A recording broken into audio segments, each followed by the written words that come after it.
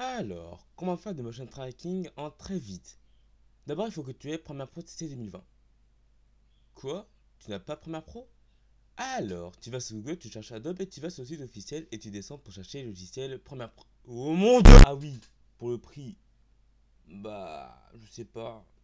Soit tu demandes à ton daron de te l'acheter, ou alors tu risques ta vie et tu voles ta carte bleue de tes parents. Je te souhaite bonne chance. Une fois que tu l'as installé, tu crées un nouveau projet que tu appelleras comme tu veux. Non, pas comme tu veux, mais tu te fiches de moi en fait. Reste calme, Blacky. Reste calme, pense à autre chose. Non! Une fois que tu as fait joujou avec tes paramètres de Premiere Pro comme un gamin qui a un parking, il faudra que tu double-cliques sur l'endroit qui s'appelle Importer un média pour commencer. Et tu choisis la vidéo que tu veux faire pour ton motion tracking. Je t'expliquerai après qu'est-ce que ça signifie.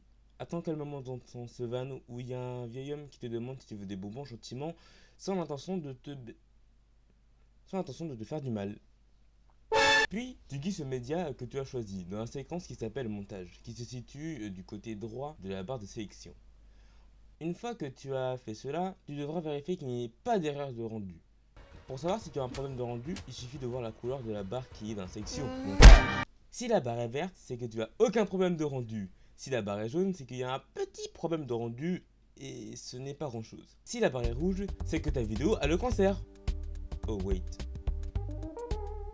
Si la barre est rouge, c'est que ta vidéo a un énorme problème de rendu et il faudra le résoudre. Sélectionne la partie de la vidéo où il y a un problème de rendu, clique sur l'onglet séquence et clique sur rendu de la sélection pour effectuer ce qu'on appelle un rendu de la scène. Quoi? Une fois que tu as réglé ce problème, que j'ai déjà eu dans le passé et qui m'a littéralement énervé, il faudra que tu mettes le média en question dans le projet et que tu glisses dans la partie du montage au-dessus de la vidéo bien sûr. Ensuite, tu revérifies si tu n'as pas encore de problème de rendu. Si tu ne l'as pas, alors tu cliques sur le média que tu as mis au-dessus de la piste vidéo et tu cliques dessus. Tu cliques dessus et tu verras plein de fenêtres avec plein d'autres effets. Oh mon dieu! Puis tu cliques sur la fenêtre d'options d'effets et tu cliques sur l'horloge qui te permettra de te créer des keyframes. Ce qu'on appelle des images clés. Quoi? Cours. Maintenant. Puis à chaque frame image, tu ajoutes une clé d'image avec le losange et une de Minecraft. Pour te simplifier la tâche, appuie sur la flèche de gauche de ton clavier pour avancer l'image. Enfin,